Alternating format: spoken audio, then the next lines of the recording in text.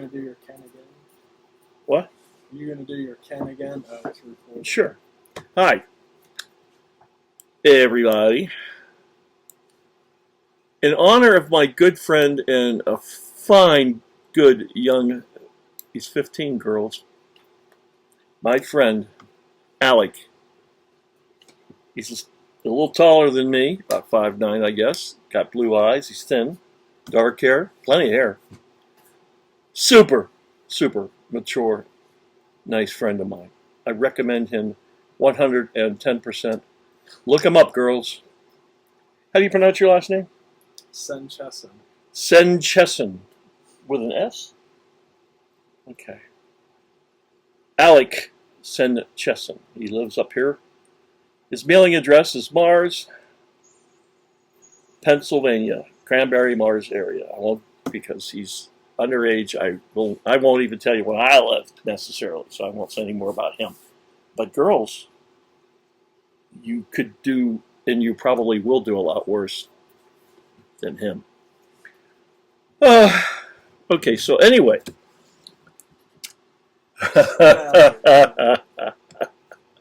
That's enough. That's too rich for your blood, young ladies. Well, a little bit of that of Alec goes a long way with the women. And he's available. Of course, he's 15. He's not driving yet. Okay, I'm wasting my time. I'm a minute and 30 seconds, a minute and a half into this. We're going to talk about Nephilim today. Nephilim. Nephilim is a Hebrew word meaning giant. If you go to Genesis 6, first book of the Bible, chapter 6, verses 1 through 4, you'll read about the giants in those days.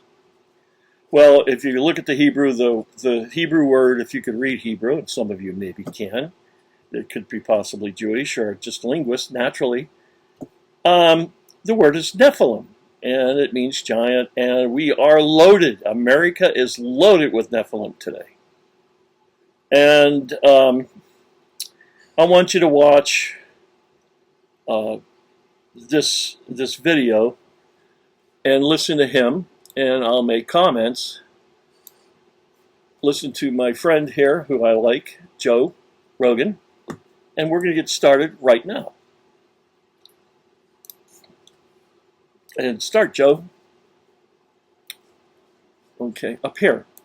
You want to hear something really fascinating? Sure. Remember I talked about the giants of South America and stuff? The Aztecs talked about, before the Aztecs were there, giants roamed the land. And these giants, they said, were created by a god, but they opposed another god. 3 or 4 times this god tried to kill all the giants. One of the first times that he tried to kill them was by sending fire from the sky. It killed almost everything, but a few giants survived. And then they say that this god ended up flooding the whole earth to kill these giants. And so when he flooded the whole earth, there was one giant, he survived with his siblings. What they did right after that flood was they're like, we're going to build a giant pyramid, so if it ever floods again, we can escape it. And so this pyramid that they built was called the Great Pyramid of Cholula, the largest pyramid on Earth volume-wise. They say it's one of 6 pyramids that were built on top of each other. Okay, I'm going to pause that, and I'm going to talk a little bit. First of all, here are my comments, okay? And I will read what I wrote, and then I'll move on because time is limited. Just crossing the 4-minute mark now, so I have at least 10 more minutes before I've got to somehow talk to YouTube and be able to lengthen my videos. But right now, it says, for your information, people, excuse me, I just ate and I'm drinking Pepsi. Just to remind you, I'm 76 years old next month. This is my birthday month. I'll be 76. I have been studying theology for over 44 years. I've been to seminary. I haven't completed the whole education, but I have gone to seminary and taken quite a few semesters of New Testament Greek. Why Greek? Because the New Testament originally was written in Greek, and everyone likes to say we have a better translation than you, we know better than you. Well, if you're going to get involved with Christ and telling people what happens after death and advising people. And that's what evangelists do and Christian teachers do, and we all do when we talk about Christ.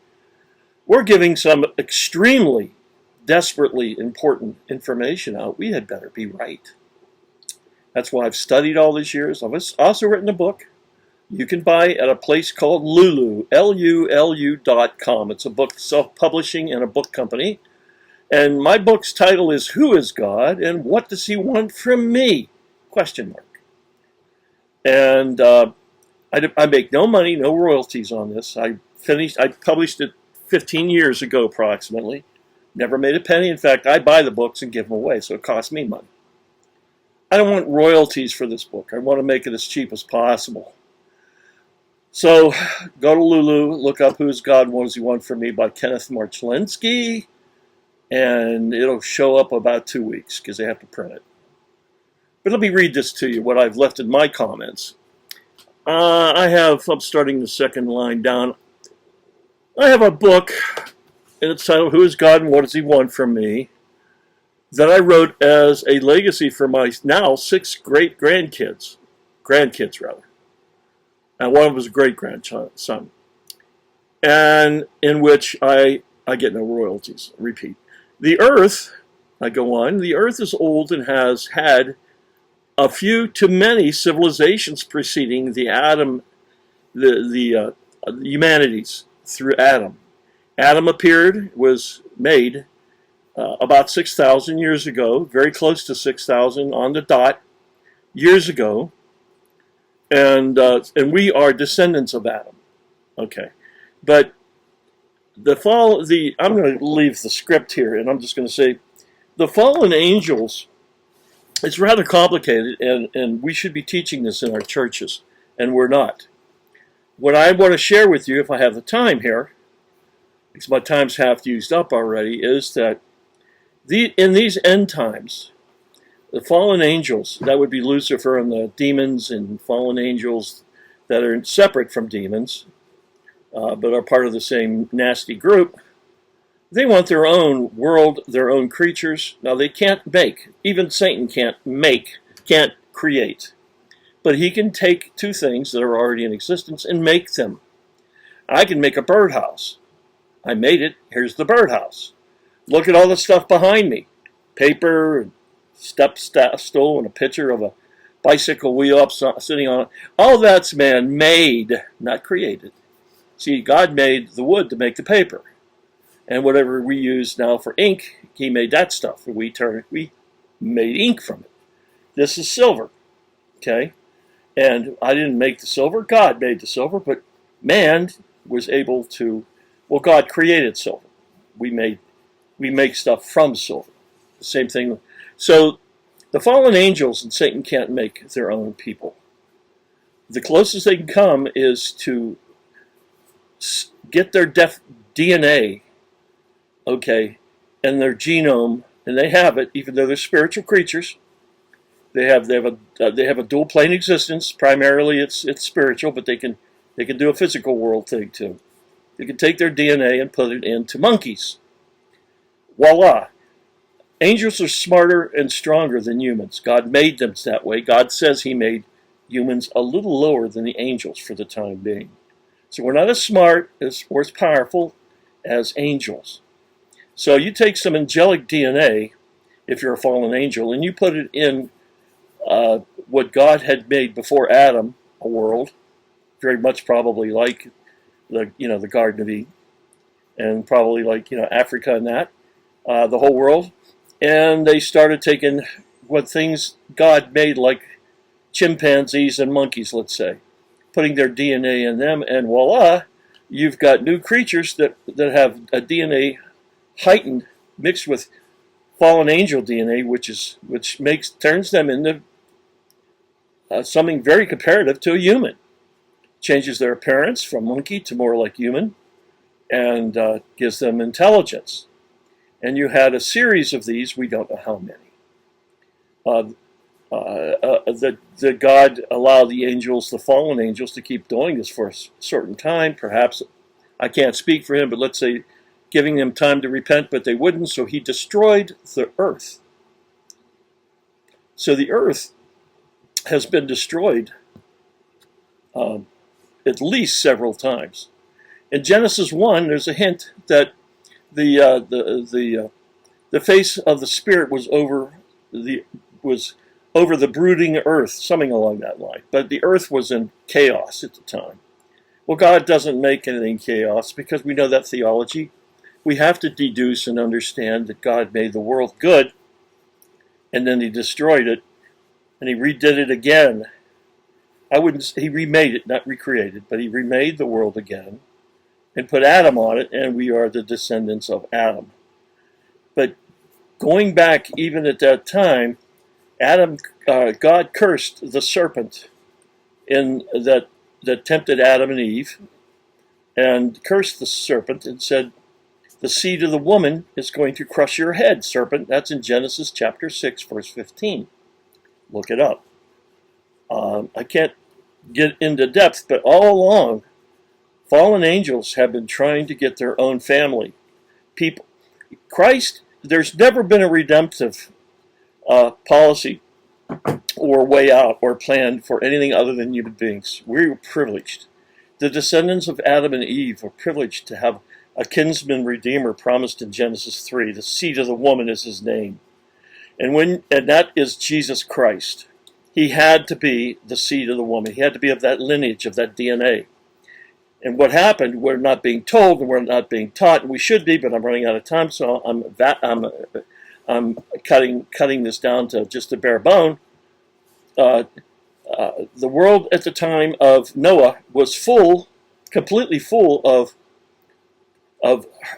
not humans anymore that followed the lineage of Adam and Eve, but that were tainted with DNA and things like that from the fallen angels. Now, what happens if all humanity would have turned and been hybrids? Well, then Christ, the seed of the woman, could not come because there'd be no further seed of the woman. Humanity through Adam and Eve would have become extinct. So God says, I'm going to kill everyone on this earth, and all the other animals that are been hybrided through the fallen angels playing around with DNA with creatures as well as humans, and we get rid of them all, start over. And that's why the flood came. He killed the Nephilim. And that's also the reason why Israel was told to kill everything, sometimes in the Old Testament, in certain groups of people, because they were hybrids. They're not redeemable. God never intended for creatures to exist. And when Satan mixes DNA with humans, they're no longer eligible for salvation through Christ, our kinsman redeemer. Now, I'm going to just let it go there. You need to sit your pastor down, Mr. Presbyterian or Baptist or Catholic, your priest, and ask what's going on. Now, the priest will say, that's crazy stuff. Maybe even the Presbyterian, because they're very liberal, but a Baptist minister should be able to tell you. Hopefully, also a Lutheran. Now, with this, God bless, come to Christ. I believe that the rapture is going to be within 2 weeks, possibly. I'm not setting a firm date. It's 50-50 coin toss. It's other videos. May God bless you in Christ's name. Amen.